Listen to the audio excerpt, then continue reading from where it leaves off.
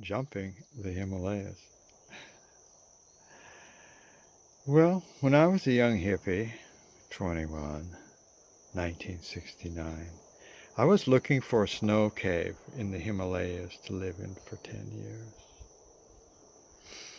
To go for broke on the spiritual plane.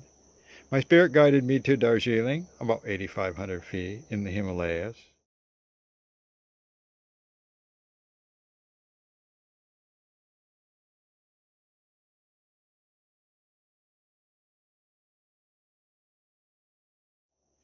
North of Calcutta. I was hungry, broke, and found myself hanging out in a Tibetan refugee tent cafe that served barley beer in large wooden mugs. And when nobody was looking, I'd suck up the remnants from other people's wooden mugs. Why?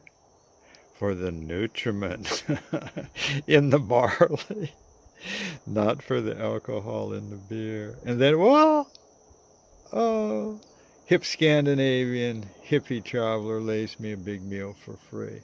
Wow. I walked down a couple of kilometers to Gum Monastery and just below the main town and signaled to the gatekeeper who's in a little tent outside the walls of the monastery that I'd like to uh, become enlightened, stay there. He didn't speak English and I didn't speak Tibetan, so he kind of wanted to shoo me away, but I'm a stubborn truth seeker, so I lie on the flagstone steps near the gate. And after some hours, I tried to tell him I don't want food. I'm not a beggar. I don't want food. I don't want water. And he completely understood the opposite. So he brought me a little bit of bread and some water. I figured this isn't going anywhere. So back up to the main town. And it was the next morning that the show really started. Okay. In a dramatic shaft of sunlight through these Himalayan mountain clouds stands Martha, a luscious hippie chick, maybe 18, 19. We had met in Afghanistan the previous winter. We're in a sort of a mud brick hippie hangout in Kandahar. And Martha and her older sister Dorothy, both from New York City, and I shared a room. Freezing cold, you know. We smoked hashish in a hookah all night long to survive. And there was a wood burning stove in the room. Well, I give Martha a big hug. She shouts, "Yeah, Earthman, what's up?" And she explains her sister Dorothy took so much potent LSD in Kathmandu, she realized that her guru was a Rinpoche named Putukse and that he's just like 20 kilometers from here, Darjeeling. So she had the vision that he's going to enlighten me. She made her way to Siliguri, and then there's a horrible potholed road from there. 8 hours. Torturous road. She arrived in the monastery, and they put her in a room, and she's there, isolated. And the predicament is there's an easy way to get to the monastery from here, straight across at the same altitude, but there's a war. India and China are like threatening war because of a glacier in Kashmir or something. So nobody's allowed to cross right here, and it's an international border. And so I say, look, Martha, hey, wait. Would you like me to take a letter to your sister? She said, oh, yeah, great, but what about the border? I said, look, I had smeared my passport with cosmic poetry. And it's not good anyway. And my plan is to walk from Kathmandu to Kathmandu from here, from Darjeeling to Kathmandu. Talking about 185 miles, 300 kilometers. It'll take me a month, but hey, I'm 21. Sounds like fun. Well, yeah, so Martha writes a newsy letter to her sister. And fortunately, I run into a sympathetic Peace Corps volunteer at American, and he loves my plan. Oh, yeah, walk to Kathmandu. He'd like to do it too. So he draws me a sketch map of the border in detail. And this is like out of Rudyard Kipling, 1880s. A little sentry box for one person, and then a log pole that will pivot over the large path road if you pull on it by a rope. And I can get almost there to Sukyapokyo by bus. So, yeah, sounds great. Um, so, in the morning, off I go. Bye, Martha.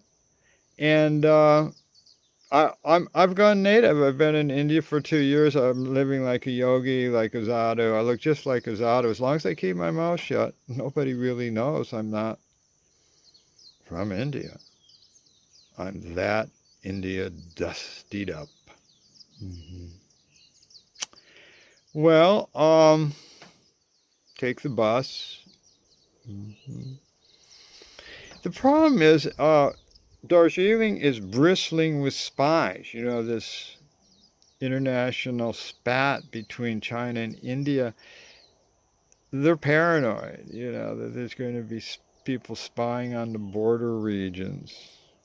And the monastery where Martha's sister is, Dorothy, is exactly on the border. A boulder on the edge of the monastery grounds defines the international border. So I've got to be way cool and sneaky. Okay, go on the bus, keep my mouth shut, nobody talks to me, get off, walk a kilometer or two and round the bend, and there it is. Ooh, the border check post. Well, I have no military training.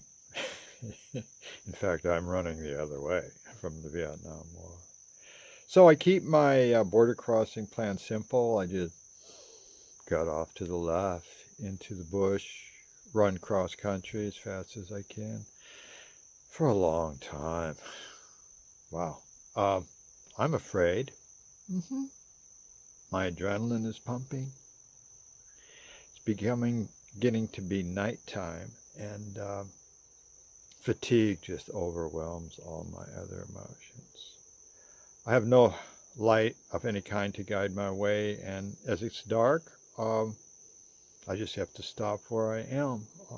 At least I have my umbrella. Well, a good thing, because it begins to rain heavily. And it's dark, so there's nothing to do but wait it out. Mm-hmm. One thing I learned in the Orient is how to sit on my haunches. And so I do. And I hold my umbrella above me, and I'm so utterly exhausted. I just fall asleep. I have no idea where I am. When I wake up 7 or 8 hours later, what? I'm still sitting on my haunches and still holding my umbrella over my head. Okay, sun's coming up, and I look around. Where am I? All right. Makes me laugh. I'm on a little island in the center of a creek. Well, it's daytime now, so I finish crossing the stream, go up the other side, and notice some animal tracks, and those lead to human tracks, which leads to what? Like a huge path. In fact, it's the way from Darjeeling to Chitre Monastery. Oh, and five Sherpa Himalayan natives coming down the path, women. Wow, how sturdy these women are. Oh my God, they're packs, square boxes of cargo. They've got to be carrying about 140 pounds. You know, it's like 60 kilos. So, anyway, I say Gumpa, Gumpa, which means monastery, monastery. And they point up the way, and that confirms that I'm on the Nepali side of the world and on the right path. So, wow. Freedom rush. So out of breath. High altitude. 8,000 feet. About 2,500 meters. Foggy. Misty. Can't see far. But, oh, the fog's clearing a little bit. And there's the crumbling monastery itself. Looking like Shangri-La. Weathered. Fog rolling across the inner compound. Wow. And the monastery sits exactly, I mean, on the India-Nepal border. It's literally a stone's throw inside Nepal. And there's a big boulder that marks the demarcation between the two nations. Yeah, okay. Well, I'm cocky. I'm exuberant. Hey, let's talk rite of passage. Jumped an international border. Didn't get caught. Oh, yeah, I'm happy with myself. Very cool. hmm Because if Indian immigration cops would hassle me here, I'd just say, hey, look, I trekked from Kathmandu to here. Lost my passport in Nepal trekking. So kind of relaxes me. Okay. I courageously jumped the Himalayas and was rewarded by a soft landing. Well, a Tibetan leads me. They reckon I must be visiting Dorothy because this is probably the second white human being they haven't seen. They've heard stories about abominable snowmen and so on, but they actually see a white creature, especially after Dorothy showed up, half dead in the back of a jeep, claiming enlightenment from Tukse Rinpoche. Okay, you know. The Tibetan cook guides me to Dorothy's room, and he has 6 fingers on one hand, 5 fingers and the thumb on one hand. Yeah. hmm Wow, is Dorothy surprised to see me? Woo-hoo! And receive a letter from her sister that she'd split up with in Kathmandu because she took so much acid she had to go right to this monastery. That's it. Now. Kind of vision. hmm Well, Tibetan comes in with a little tray of flatbread, yak butter tea. Wow. And politely backs away, muffling a mild giggle. I'm so exhausted. I just fall asleep after the tea.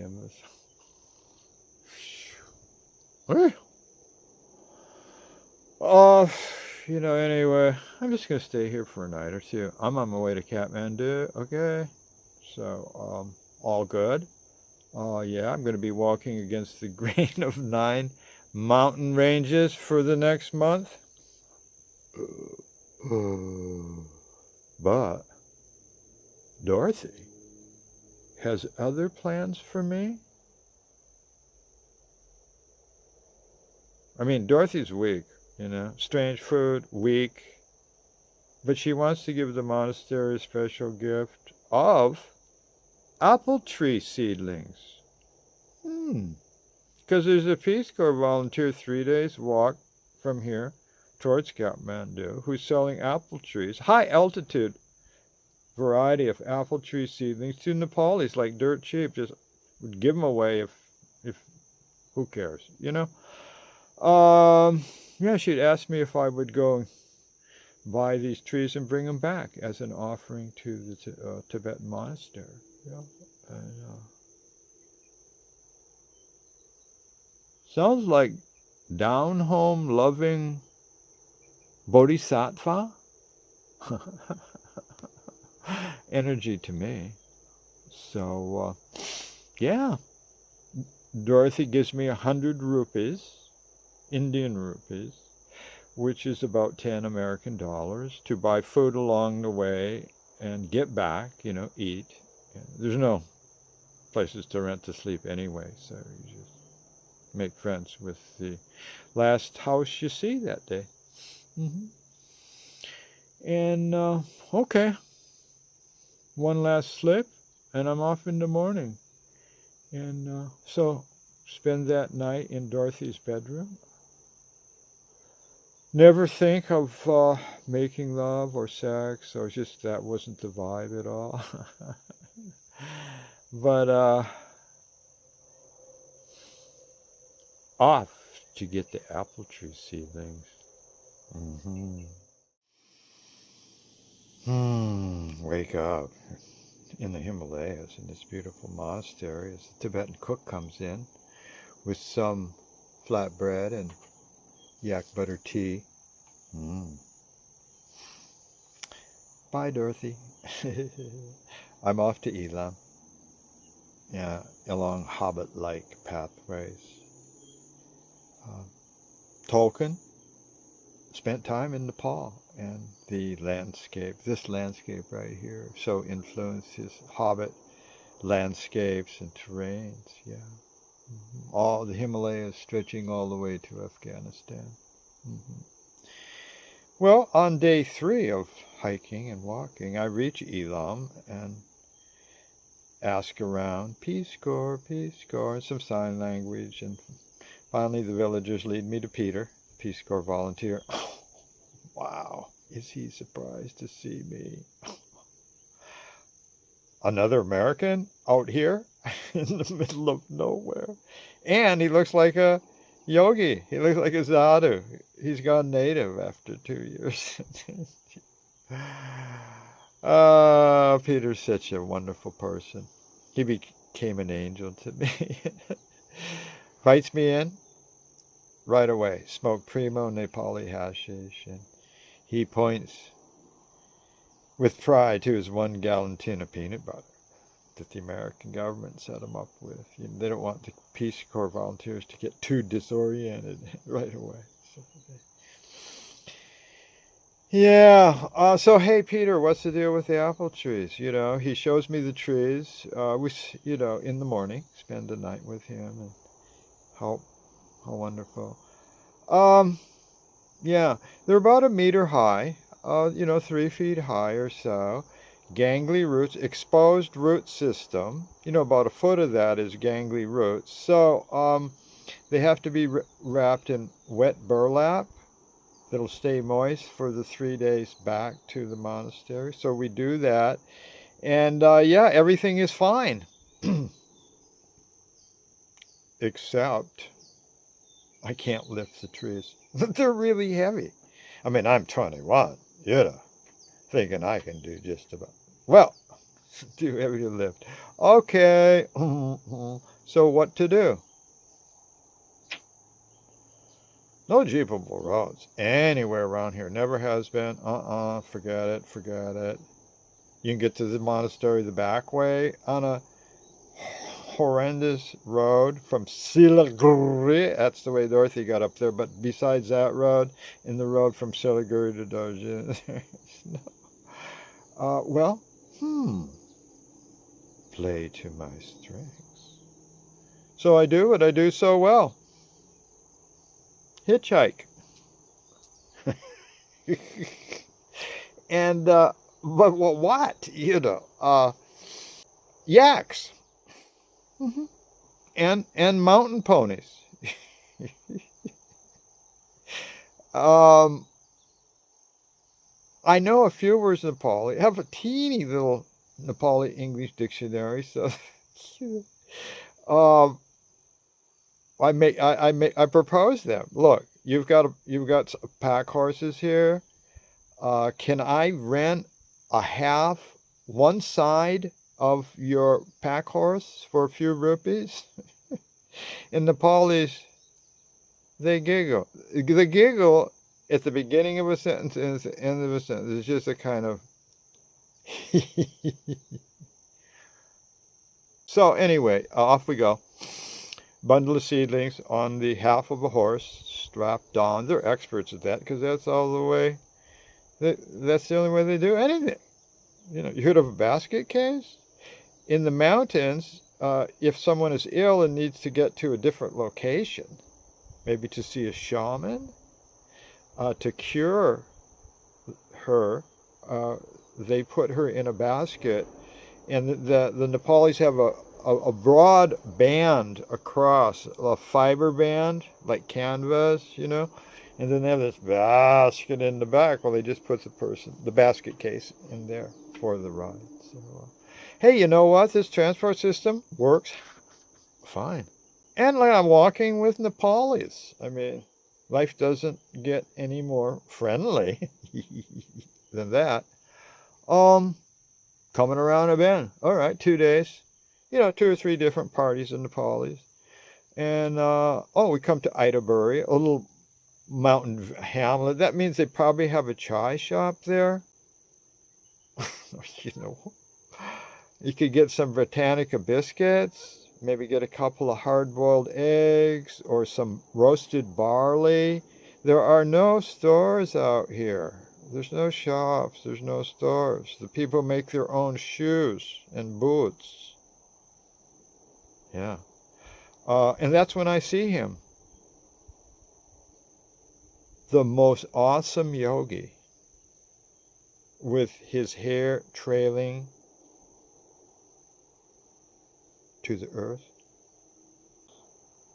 I am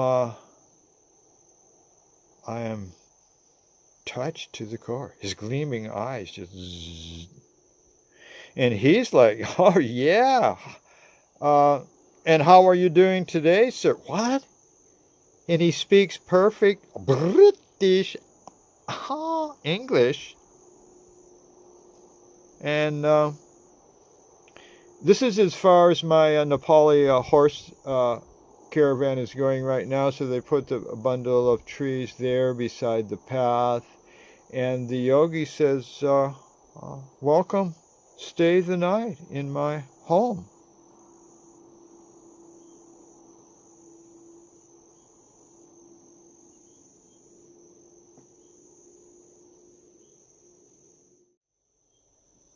Wow, Baba's hut in the Himalayas.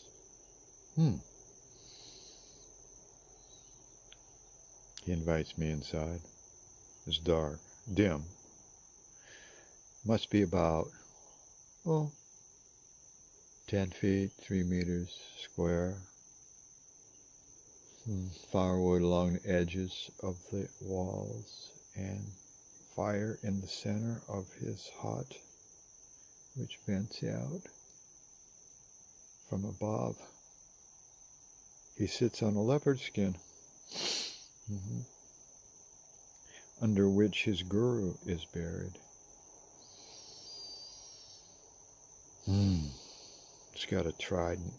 He's a Naga Baba. They're not big on wearing clothes or being conventional. They gather by the millions at the Kumbh Melas on the Ganges River. Well, what's he got in here? Oh, there's a calendar, cobweb calendar with Mahatma Gandhi's picture on it. A date. 30 years out of date. Himalayan time. Oh, a metal trident. Sticks in the ashes of his fire. A mortar and pestle. grind his chilies, and he makes chapatis. He's got some flour.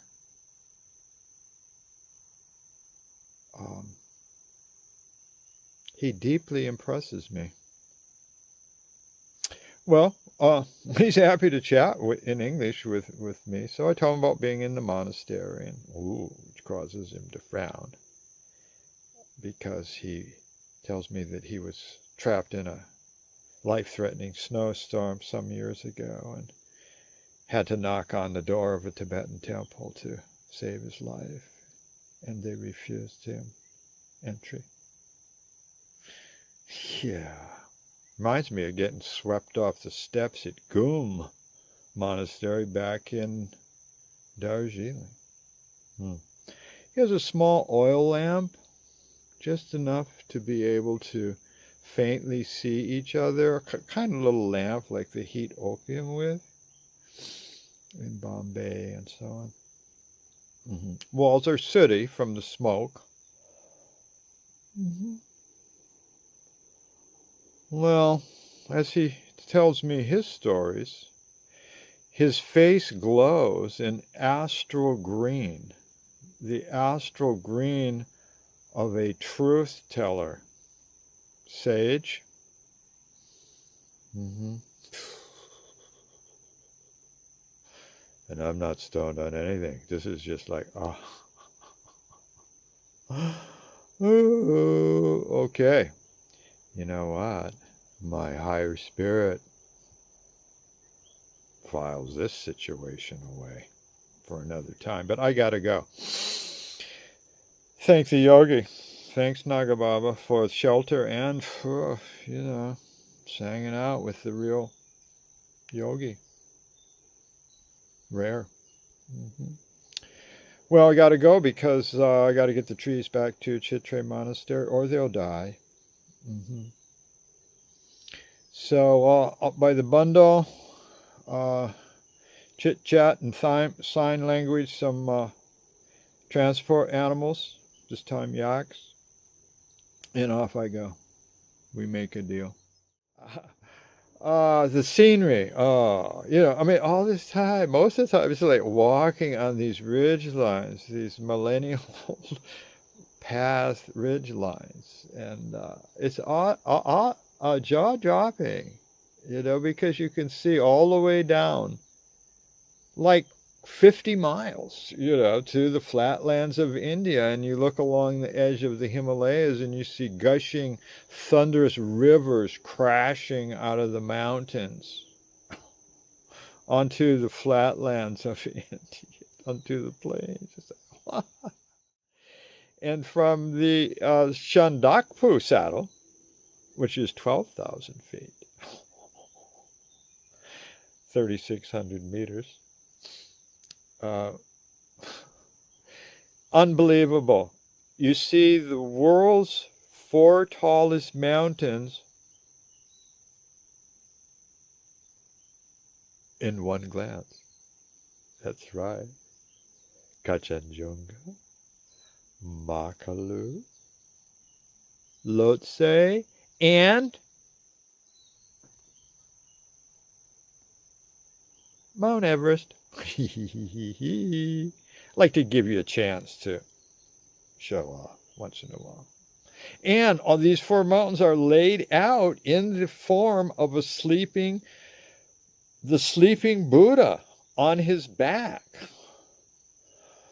Or if you like to visualize, it could be Kuan Yin on her back with a couple of 20,000 footers for,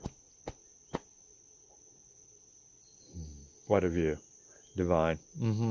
How lucky am I? Oh my God. Well, after 15 kilometers with the yaks, they're so strong.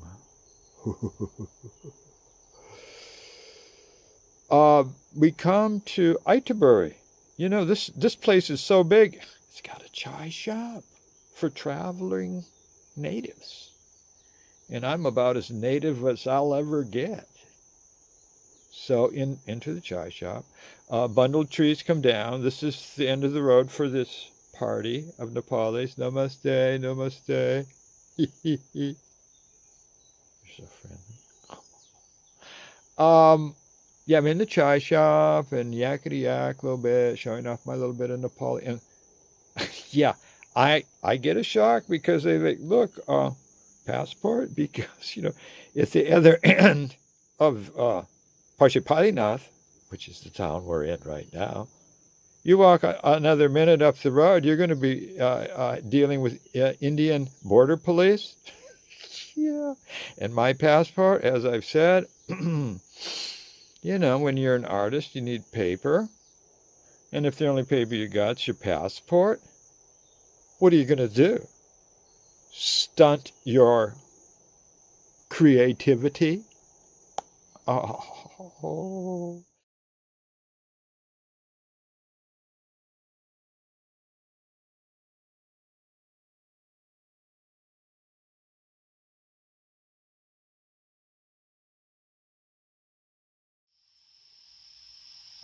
My passport, smeared with cosmic poetry. Yeah, that postman scrawl, inspired by Edgar Allan Poe's The Masque of the Red Death. Masterpiece short story, 1842. It's printed in the book, the whole story.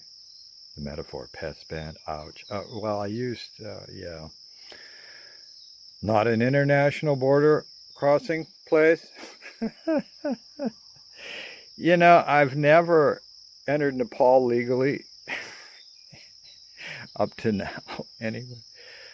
Yeah, but yeah, I've got to improvise fast. Yeah, a new thing, something to do here. So, I buy everybody in the chai shop a free chai. I shout out, free chai. Got their attention now. As they toast the albino creature from Jupiter, I guess me.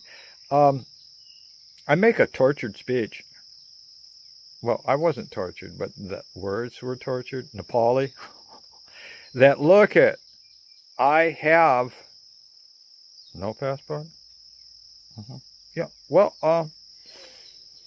they don't. None of them have passports either. So, unexpectedly, a woman rises up, and she's loaded with silver jewelry. In the hills here, the women are just adorned with gorgeous jewelry and nose rings. And she says she knows the back way to Chitre, that it's only a 4-hour walk compared to 6 days of walking. And that she will take my pack. They have like a band about as big as my 4 fingers here that comes across their forehead, and they carry their load on their back in a basket. There's a picture of her in the book doing this, but we're in a different medium. Video? Yeah, she'll take it up there the back way. And it cost me my last 10 rupees. Yeah, the bargain of my lifetime, for sure. So up we go. Switchbacking up. I could hardly carry my body itself up the hill, and this woman is, and she's singing, she's humming folk songs. Yeah. Get to the monastery. She puts the bundle down by the kitchen door, and namaste, namaste. Never see her again. And wow, the eyes of the monks, must have been about 20 of them. Their eyes light up. When they understand what I'm doing, they're whispering, Elam, Elam, peace, go peace. I don't understand, but up to this point, I might as well have been, from another planet, or like escape from abominable snowman's cave. Why do we call these creatures abominable? If you're a baby snow son, you love your snow parents. Everybody should lighten up. Yeah, I get a goosebumpy tingle when I realize, yeah, I am in with them now because I brought these trees here by a hard walk, and these trees mean food. Yeah, the Tibetans, they all know about a hard walk. The Chinese, just 10 years earlier, forced them out of their homeland by a hard walk. A million died. Couldn't get over the snow passes. Many came into Darjeeling. Refugees here now. Yeah, they know about a hard walk. Mm-hmm. Well, my ordeal is not over. I've got to have these trees planted now or they'll die. So organize a party of monks.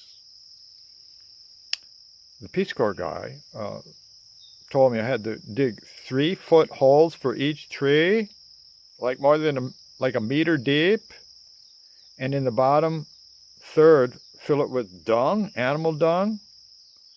Animal dung. We've got yaks, horses, mules, ponies. Yeah, well, we get some pony manure, and we do that. And it takes all day because they've got a shovel, and only one, and this shovel doesn't have a metal end to it. It's a wooden shovel. Rocky, hard ground. Cold in the Himalayas. Yeah, well, we do that. Takes all day, and I am so exhausted that this ordeal makes me throw up. I'm out of it. Go to Dorothy's house, crash in her room. I'm so exhausted.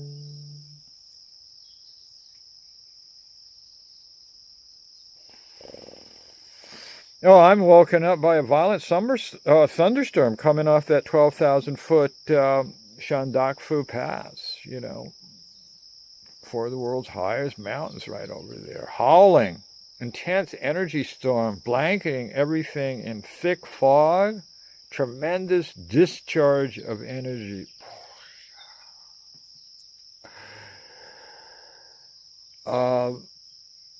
Causes me to reflect about my life, and that I grew up in a General Motors manufacturing town, 100 miles north of Detroit, where there were 2 options in life. You either worked at steering gear or transmission. General Motors factories, down by the Saginaw River, steering gear, they make millions of steering gears. You could take that path, or you could take the other fork in the road. Make millions of transmissions.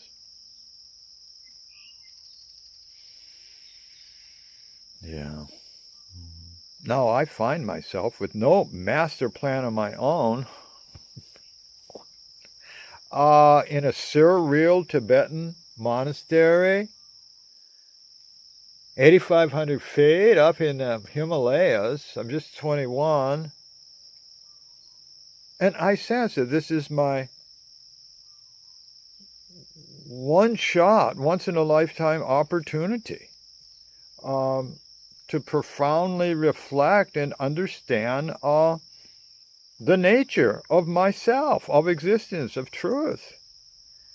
I feel locked in a prison of separative identity. I want to break out of prison.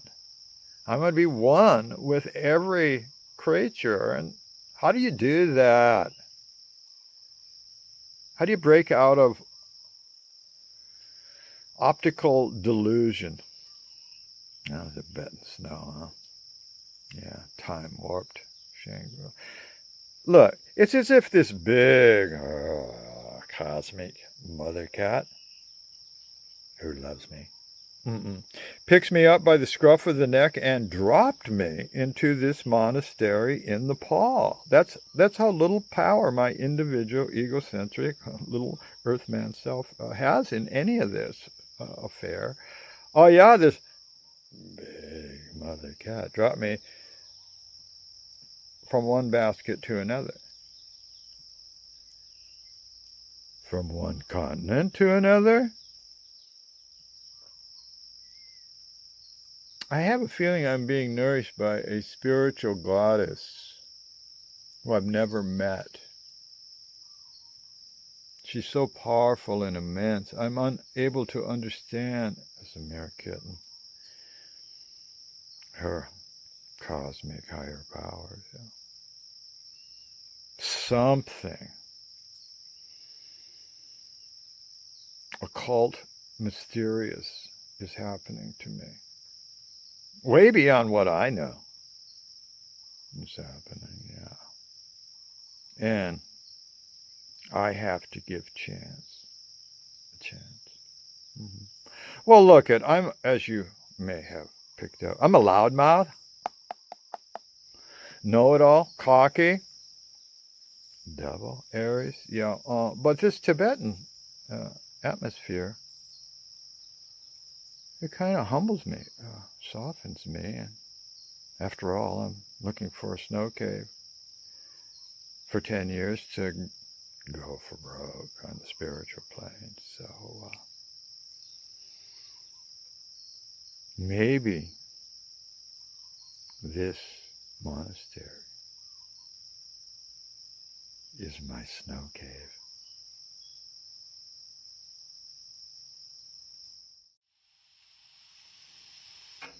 So I decided to hang out at Chitre Monastery. Nobody speaks English here, and Dorothy and I don't speak a word of Tibetan, so we use mostly sign language and a few words of Nepali and Hindi that we know in common, like namaste. A friendly young monk and a teacher to the young monks, Nawan Chotak, I approach him and I communicate with him that I wish to become a monk. He smiles, giggles, and thinks this is a great idea, right? So the next day, Nawan Chotak initiates me. I read long passages in Tibetan, which I have no idea what it means. And he guides me up to my new sleeping place. I guess since I'm a monk, I shouldn't be sharing a room with Dorothy anymore. Up in the attic, up a steep ladder and into the attic. The attic is about 20 feet square, and there's 8 or 9 of us monks up there, head to toe, on straw, burlap-covered pads for beds. And I find out that this monastery teaches Buddhist monks from Sikkim, Bhutan, and refugees from Nepal. And the boys, oh yeah, they're delighted to have an American monk, behind the scenes with them in their living quarters. Yeah. I'm probably the oldest at 21. Starts out at about 13, the youngest. And to break the ice, a welcoming monk gives me Hamlet in English by William Shakespeare. Wow. And a little later, Dorothy gives me Milarepa, a book about Tibet's singing yogi in English. So I have these 2 books, divine nourishment in this extremely isolated situation. When I feel like being in pure nature and away from the monastery, I walk a few kilometers west towards Kathmandu, always bringing my Indian bamboo flute. And on the faraway hillsides, I blow my soul out, like 5-octave jazz riffs, a jazzy earth signal to the cosmos. What I love about playing the flute is as soon as I start playing, my mind shuts off. Very peaceful. Mm-hmm. Mental focus kicks back in extremely sharply after blasting off on my flute. Well, once I take my vows as a monk, I find myself getting intensely curious about my own history of 21 years on planet Earth. I don't know why. but my spirit finds it essential that I review my entire life, starting at birth, even prenatal images, working forward. So I become proficient at reviewing, re-witnessing my past behavior in 3 dimensions, full color, meditations, kind of like kicking back in a movie theater with the lights all out and reviewing the significant twists and turns in my rather brief life. Well, a prenatal dream, an example. I vividly remember the feeling of this recurring dream within my mother's womb. These two opposing clouds of atoms, swirling atoms in dark colors, drift closer, becoming more intense the more integrated they become, until bang! Yeah. One tremendous tension releasing efflection. Feel so relieved. Calm, sweet atmosphere, like after a thunderstorm. Yeah, okay, yeah. Well, that's an example of a prenatal dream. Let's fast forward the movie a little bit. Traumatic adolescent experience. My best friend Guy and I had made this sacred to us clubhouse of scavenged wood in Bay City, Michigan, along the Great Lakes. And one day I show up, and who's in the middle of our clubhouse? Ah, the neighborhood bully. I'm so pissed off at this takeover of our shack, our clubhouse. Yet I'm also afraid to kick the bully out. What do? Acquiesce. Just go along with the takeover. And ever since then, there's been this unresolved knot in my spirit when it comes to defending my turf, especially my shelter. I replay this traumatic scene over and over until I accept myself for both my lack of self-assertion and my instinctive survival skill. Didn't get beat up by the bully. Mm-hmm. And that's when this old knot and every possible metaphorical vibration of this knot becomes untied.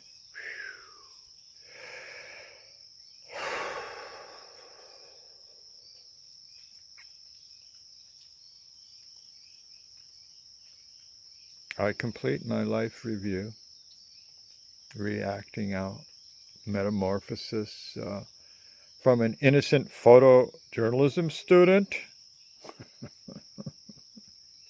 in New York to a dropout hippie living like a sadhu in India.